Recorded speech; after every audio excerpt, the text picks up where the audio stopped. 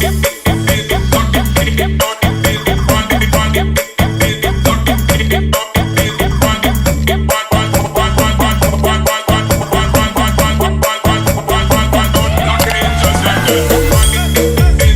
ุกคนอยู่แล้วเนาะยินดีต้อนรับสู่ตอนที่ครับแสดงเก่าโอเคคลิปนี้เราจะมารีวิวท่อเนาะตาคำขอเนาะมี FC คนหนึ่งขอมาว่าให้รีวิวท่ออ้อมเนาะให้รีวิวท่ออ้อมค่อยกับสั่งมารีวิวให้เนาะเป็นท่ออ้อมเนาะเดี๋ยวเขาแกะให้เบิ่งอันนี้ก็คือเขาแกะเนาะขอท่อกันนี้เนาะเขาแกะเรียบร้อยแล้วเขาแกะเราเบิ่งเนาะไปทำเบิ่งงานนะมาเดี๋ยวเขาแกะเบิ่งเป็นท่ออ้อมเนาะปลายฟ้าเฮ้ยแกะได้หรอวะเชี่ยเปิดคลิปคนเดียวอีกแล้วเนาะตากล้องเฮาบูมี่คลิปนี้กะโอ้ยมันสีหน้าเบื่อว่าเฮาบูมี่ตากล้องคือเก่าเนาะนี่เป็นท่ออ้อมเนาะนี่ท่ออ้อมปลายฟ้าซะด้วยนี่เนาะเป็นท่อย่นเนาะนี่เดี๋ยวซุปคอเลยเป็นท่ออ้อมปลายฟ้าท่อย่นนี่เนาะท่อย่นนี่เนาะเดี๋ยวให้เบิ่งรีวิวจับมานี่อ้อมปลายฟ้าเป็นงานเฮ็ดสีเนาะสีดำบ่เป็นสีดิบเนาะตัวนี้เดี๋ยวให้เบิ่งคอกันเนาะคออะไรประมาณนี้เลยเนาะโอเคเดี๋ยวเขาเปลี่ยนให้เบิ่งแล้วอย่าเอาเทสเสียงว่าเสียงจะเป็นเท่าไหร่โอเค let's go ไปต่างเสียงเขาเปิดคลิปคนเดียวแล้วเขาตะกล้องบูมี่ตะกล้องบูมี่แล้วไว้รุ่นเขาบูมี่ตะกล้องใช้คอกันนะท่ออ้อมไส้ในสนามแข่งท่อนั้นปาสเต็กเลยสำหรับวัยรุ่นคนล่าอยากสร้างท่ออ้อมต้องสร้างน้ำควายได้เนาะมีท่ออ้อมท่อจีมท่อลั่นเบาะป้อมแล้วก็เบาะดูโคล่าเนาะสร้างน้ำควายได้เลยเนาะทางเฟสเซนอินฟินิตี้เนาะมาเขาเปลี่ยนให้เบิ่งเดี๋ยวใส่ให้เบิ่งผมเป็นเปลี่ยนเดี๋ยวใส่ให้เบิ่งนะ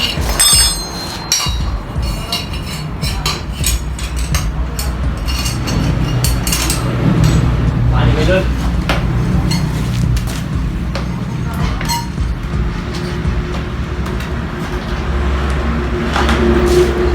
เดี๋ยวเสร็จ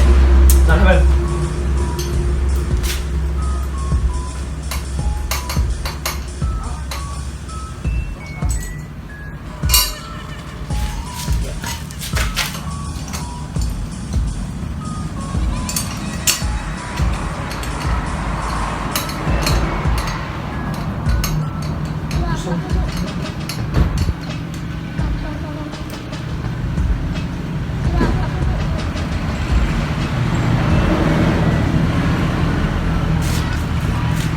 มาดิวัยรุ่นเดี๋ยวมาใส่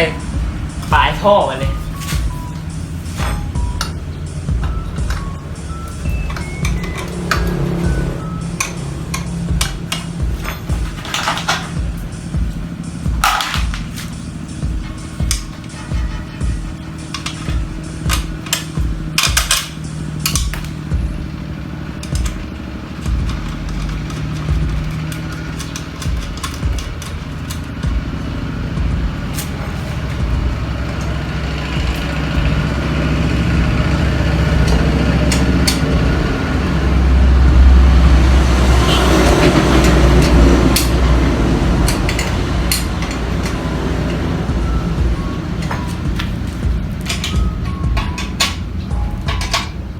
โอเคนะเรียบร้อย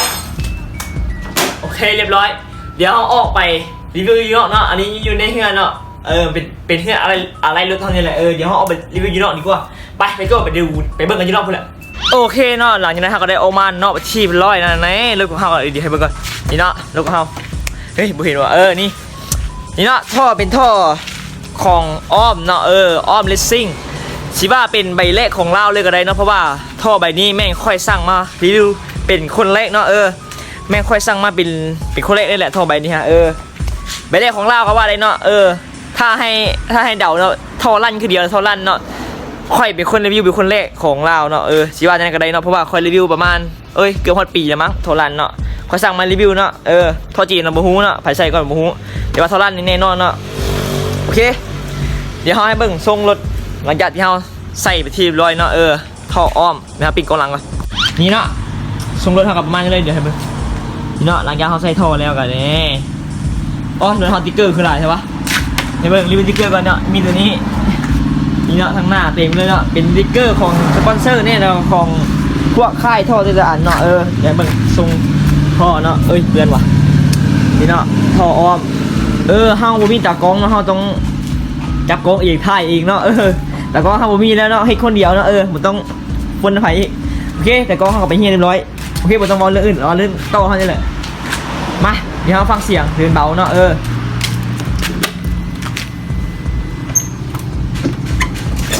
แข็งเถอะวะ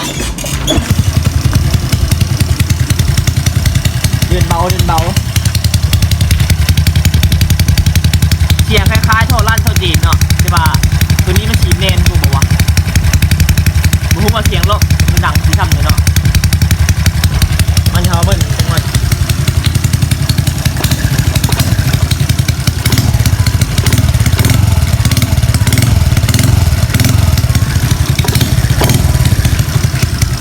ประมาณนี้เนาะเสียงประมาณนี้เลยเนาะเดินเบาเดี๋ยวเราเอารถออกไปเบิ้ล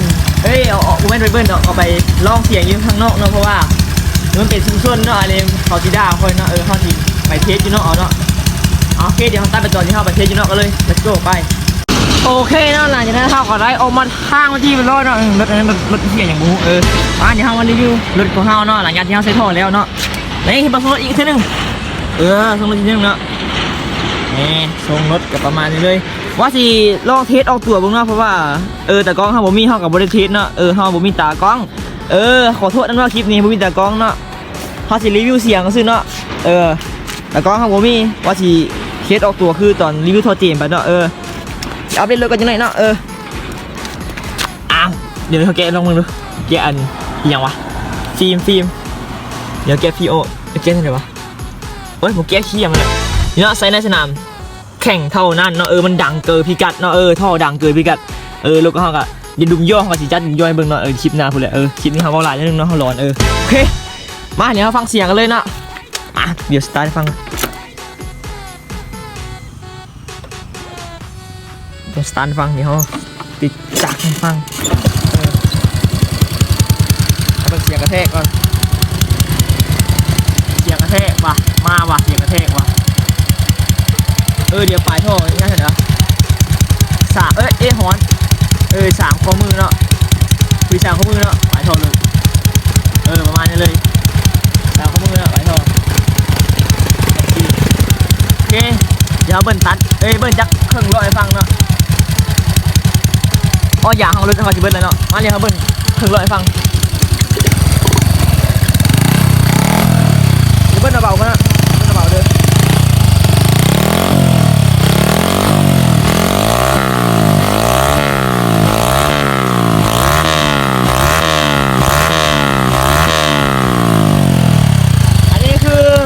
ประมาณ 4,000 รอบเนาะ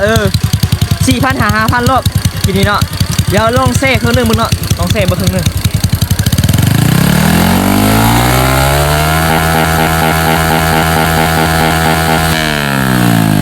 โอ้โหคนลั่นครึ่งนึง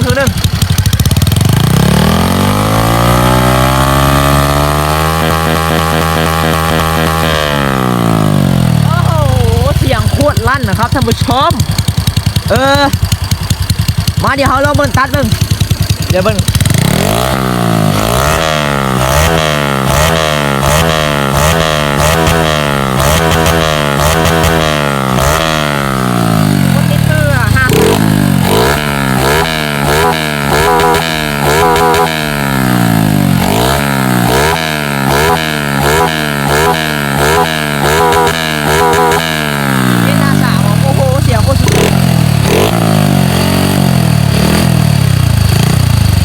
โคตรชุดจัดแบบว่าขี้หูไหลเลยเจ้า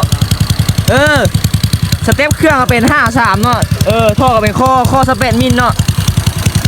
โคเลยข้อสเปดมิลเนาะสเปดข้อสเปดเครื่อง 53 เนาะแคมตัวนึงโอเคเสียงกะสีประมาณเนาะเสียงกะสีล้าวใจนิดนึงเนาะเสียงมันก็เสียงมันก็สีล้าวใจนิดนึงเนาะโอเคเดี๋ยวเบิ้ลตัดอีกบันหนึ่งค่อยเมื่อเนาะเดี๋ยวลองอีกบันหนึ่งเบิ้ลตัดออกประมาณจากเซ่ไปจาก10 วิเนาะเดี๋ยวค่อยเมื่อลองเซ่เบิ้ง10 วิเป็นไงเดี๋ยววะ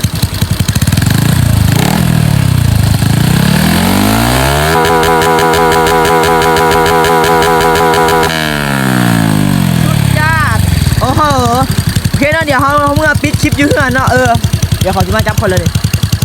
โอเคนะหลังจากนั้นเขาก็กลับมาเฮือนที่เรียบร้อยเนาะเดี๋ยวหามุมกันโอเคนะเขาในกลับมาเฮือนที่เรียบร้อยเนาะนี่เราลุกๆกับเขากันเลยประมาณนี้เลยเดี๋ยวเบิ่งก่อนเดี๋ยวเบิ่งโคท่อเท้าหาเบากันท่อนี้เป็นท่อใบเล็กเลยเนาะที่ให้เขาเดาเนาะใบเล็กของลาวเลยก็ว่าได้เนาะเพราะว่าผมมีเพจใส่ท่อนี้เนาะ